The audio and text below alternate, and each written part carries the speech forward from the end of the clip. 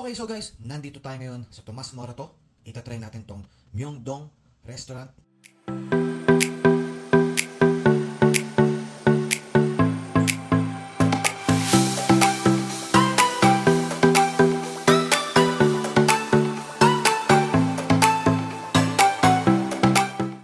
Okay, so guys, kakatapos lang kumain dito sa Myeongdong.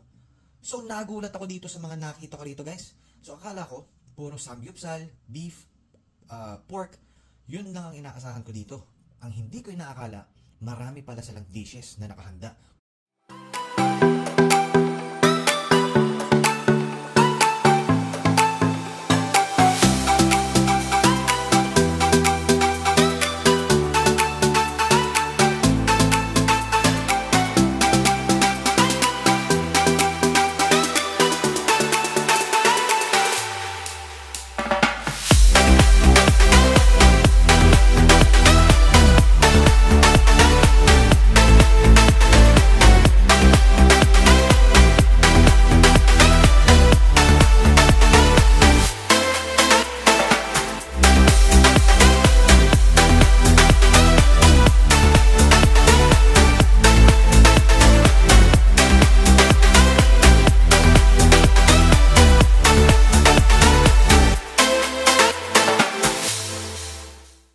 Yung samgyeopsal nila, okay, hassle-free.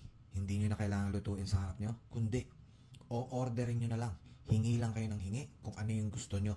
So, nandito yung mga listahan ng mga pwede nyong ipaluto sa kanila. But, ang i-recommend ko sa inyo is, bukod sa magpakabusog kayo sa samgyeopsal, i-maximize nyo rin itong sandamukal na dami ng pagkain na nakalatag sa inyo dito.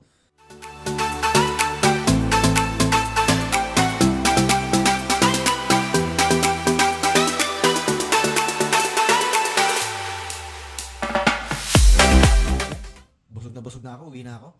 So, ingat and try Myeongdong dito sa Tomas Morato. See ya!